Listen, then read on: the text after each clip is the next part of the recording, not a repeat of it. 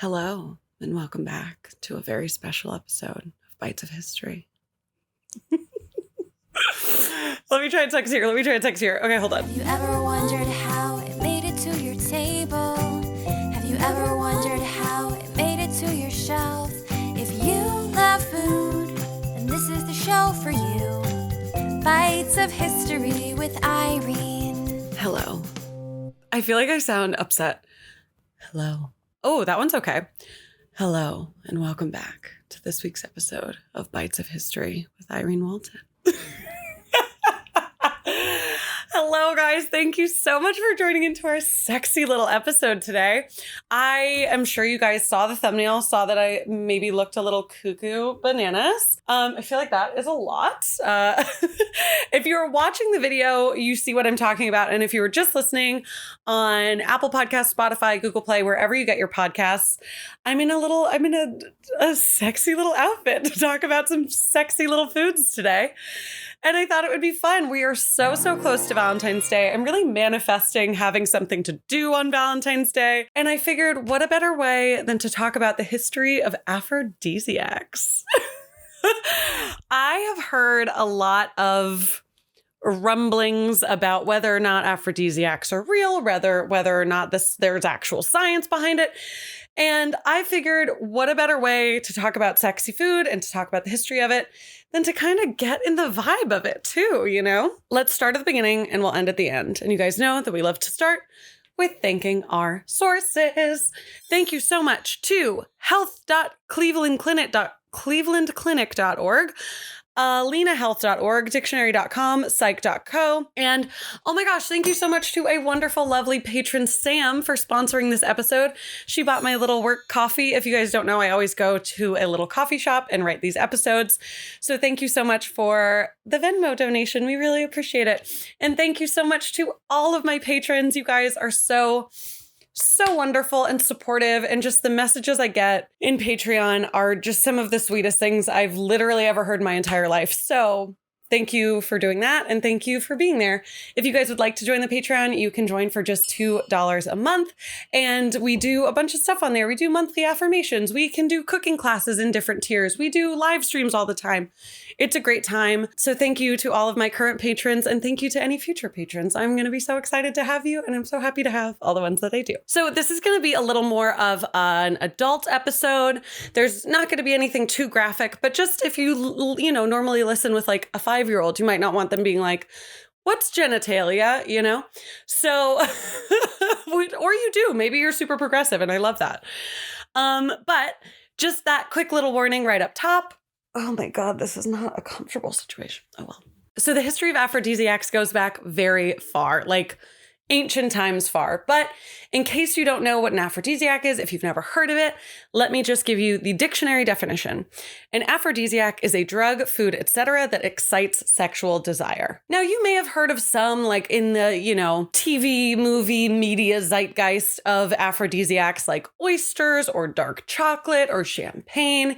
And while those are all going to be on our list at the end, which I will give you a list at the end, I do want to kind of just tell you guys about the efficacy of aphrodisiacs, if they're actually real, if they're not, where they started. So we're going to start with that. We're going to start with the history, then we'll go into a bit of the science, and then we will talk about what some of the most notable aphrodisiacs are and if they're real. Now, as you are a person in this world listening to things, hopefully my little disclaimer made sure that we are all of the appropriate age to be listening to this episode.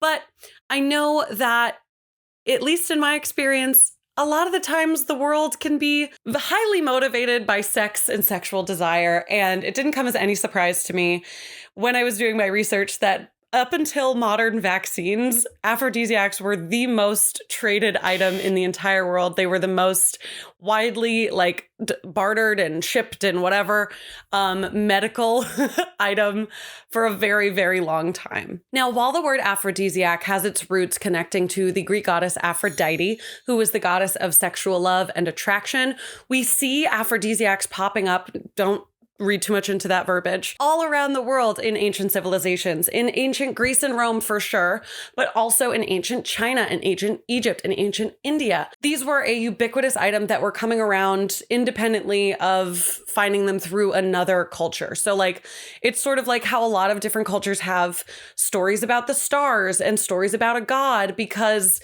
the people just oftentimes can come to the same idea even if they haven't heard it from someone else.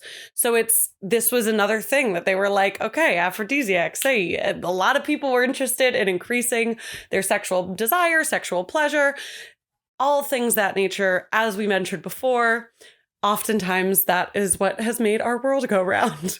Now, I know it probably seems unlikely that way back in the ancient times, aphrodisiacs were going to be associated with religion, but they really were. A lot of times in these religious apothecaries, they had special sections just for sexual enhancement, like potions and medicines and things like that, because procreation was really important. And a lot of the times it was thought that if there wasn't pleasure involved in procreation throughout these religions, that the children that came from that procreation would end up like lazy, not very smart, not very just not great. So aphrodisiacs then were used as a way to encourage married couples to have more little Jewish babies or little Christian babies. It was not as frowned upon as you might think. This little chunk of my research has a lot of words that I don't want to mess up, so I'm just going to read it right from here. In the 1400s, we see a revival of the overseas spice trade, and we begin to see aphrodisiaca, listed as its own category in Latin pharmacopoeias, which is basically like a medical dictionary explaining what a drug is and what the side effects are, what it does, what it's supposed to do, et cetera, et cetera. We're seeing aphrodisiaca listed in these medical books that were describing what they would do. So it's like if we saw in there, ibuprofen today, it would be like reduces headaches, reduces fever, et cetera, et cetera. So these were like having aphrodisiacs in there being like increases potency, increases sexual desire, increases fertility. Fertility was a really, really big one, but we'll get to that in a second. Now, something I found so interesting in my research about this was, yes, these aphrodisiacs, and they weren't what we were thinking today. It's not like they were doing freshly, cracked oysters and champagne as their aphrodisiac. It was like, I can't think of anything. It was like leaf of wormwood and spit of frog mixed together and washed on your genitals. And it was that kind of vibe. It wasn't like, ooh, this like dark chocolate's making me feel sexy. It was definitely like potions and spells and stuff. So now we're in the 1400s. We see the overseas spice trade. We see aphrodisiaca listed in these Latin medical books describing what stuff is. But it also is in exact congruence with when people really believed in witches. And aphrodisiacs were often used to reverse the spells that people thought witches cast on them. Now, those spells could be anything from causing impotency to having somebody's penis fall off, or causing infertility, or causing lack of sexual desire. So people were accusing witches of these things.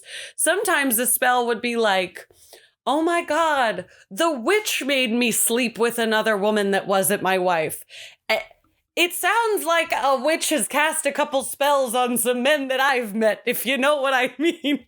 I just really cannot get over like the idea of like a guy like not being able to like, keep his desire going, and him being like, it's a witch, I swear. A witch cast a spell on me and that's why I can't stay hard. But aphrodisiacs were used to counter these spells. So you would get, the spit of frog and leaf of myrrh and mix it up and like wash it on yourself and use it as like a soap to help get rid of the spell and things like that. So they were definitely used as like purely intended, like just to increase sexual desire regardless of a spell, but they were oftentimes used to counteract witches. And I like could not wrap my head around that. I thought it was so interesting. Now, between the 1500s and the 1900s, we see that these aphrodisiacs start to move away from the idea of reversing witches' spells, because we're sort of starting to like not believe that witches are witches anymore. So we're like, okay, like cool.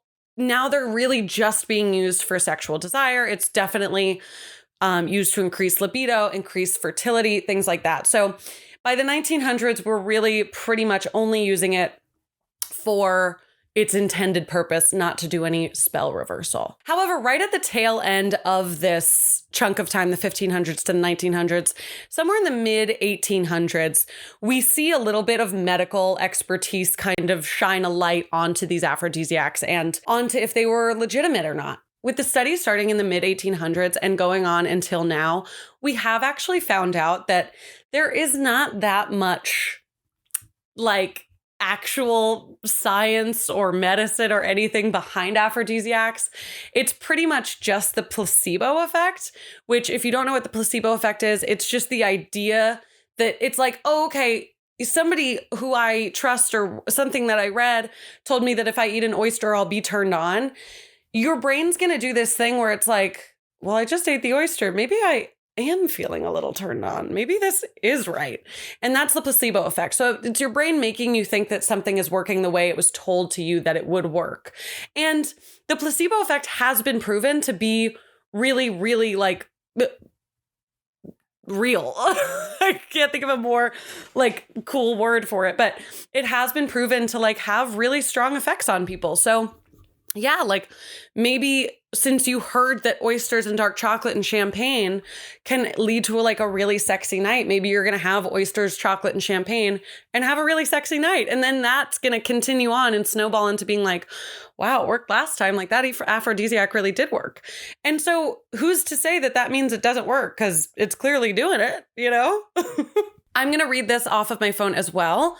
Registered dietitian Julia Zumpano explains to us that while most of these foods do not have scientific or medical connections to our sexual pleasure, the placebo, which I accidentally wrote the libido effect, the placebo effect may go far enough to make that the case. So that is the real medical science behind aphrodisiacs, is that the placebo effect that they cause may in fact just be the aphrodisiac itself. Now, a food is considered to be an aphrodisiac if it falls into one of three categories: if it increases libido, increases potency, or increases sexual pleasure. Now, you might be thinking, okay, so we know that it's not necessarily like a medical, scientific thing. These aphrodisiacs, like they might not be entirely connected, but what is the thing that gets us into this kind of placebo effect mindset? Like, how are these things doing that to us if it's not actually working on like a physiological level?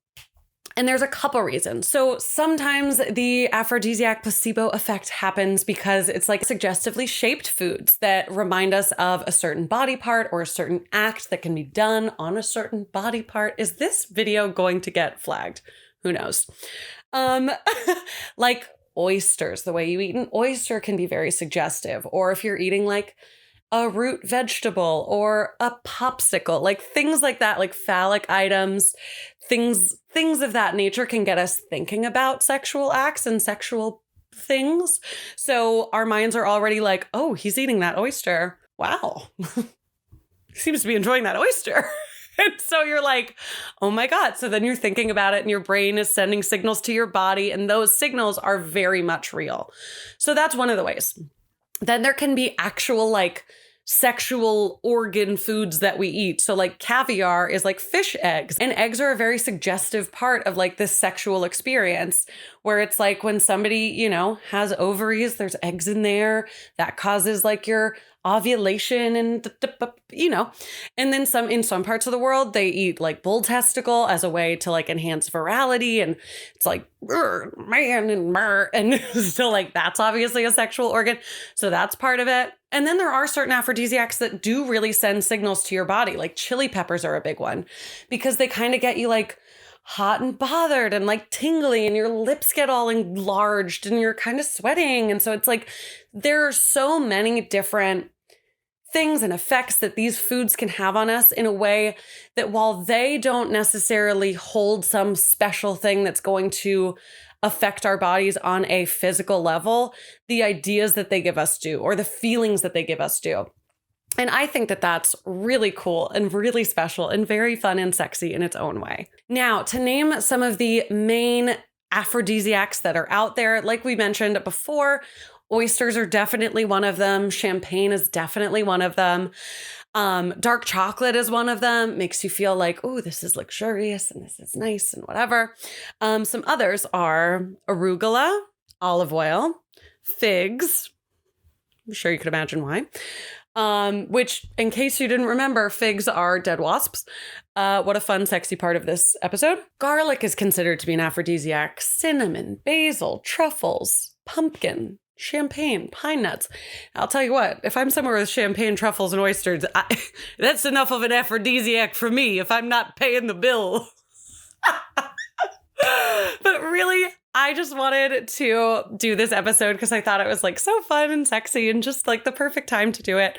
Right in time for Valentine's Day, so that when somebody's like, it's an aphrodisiac, and you're like just about to like get into the moment, you can be like, well, actually, and just ruin it. And now I've given you that gift. But also I do just want to remind you, like, an aphrodisiac is any food that makes you feel sexy. If you feel sexy cooking food and giving it to somebody, that's enough of an aphrodisiac, you know? Whatever you do this Valentine's Day, I hope you stay safe. I hope you drink water. I hope you go to the bathroom after any experiences you may have. Go pee. And I hope this video brought you a little bit of joy and a little bit of fun and a little bit of factual food history. So thank you for taking a bite out of history with me this week. I cannot wait to take a bite out of history with you next week. And oh my gosh, thank you so much to my patrons. Thank you so much for watching. Please make sure that you like, comment, and subscribe down below. And I'll see you next time.